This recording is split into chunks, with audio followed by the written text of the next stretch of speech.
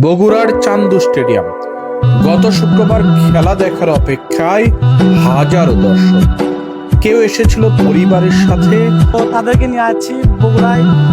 আন্তর্জাতিক মানে খেলা হয় না বিদায় পরবর্তীতে ভাগ্যে জুটবে কিনা, তাদেরকে দেখাতে পারবো কিনা, এই জন্যই তাদেরকে নিয়ে আসছি যে আমাদের বগুড়ায় একটা ভালো মানের খেলার মাঠ রয়েছে, তোমরা দেখো সেই মাঠে খেলা কিভাবে হয়।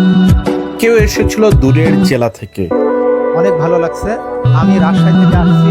ছোট ছোট শিশুরা এসেছিল প্রিয় ক্রিকেটারদের খেলা দেখতে। খেলা আজকে না হয় খুব মন খারাপ হবে। হ্যাঁ অবশ্যই, কারণ অনেক দূর থেকে আসা, যদি খেলা না হয় আবার ফেরত যাওয়া, মন খারাপ তো হয়। কোলের সন্তানকে নিয়ে এসেছিল অনেকে। আশা ছিল শুধু একটাই, বগুড়ায় বসে আন্তর্জাতিক ক্রিকেট দেখা।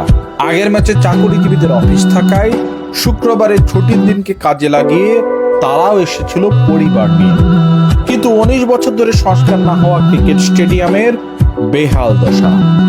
21 ঘন্টা আগে বৃষ্টি থেমে যাওয়ার পরেও 4 ঘন্টা রোদেও শুকাচ্ছে না স্টেডিয়ামের আউটফিল্ড। অপেক্ষার প্রহর দীর্ঘ থেকে দীর্ঘ হচ্ছে। অবশেষে 4 ঘন্টা রোদে অপেক্ষা করার পর সবাই জানলো মাঠে গড়াবে না খেলা। 4 ঘন্টা রোদ পাবার পরও শুকাচ্ছে না মাঠ।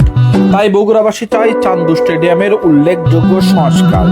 বগুড়াবাসীর দাবি দ্রুত floodlight, drainage system, outfield, press box সহ প্রয়োজনীয় সকল সংস্কার শেষে চান্দু স্টেডিয়াম ফিরে পাক তার হারানো গৌরব। চান্দু স্টেডিয়ামে আন্তর্জাতিক মানের ক্রিকেট ফিরুক রাজকীয়ভাবে।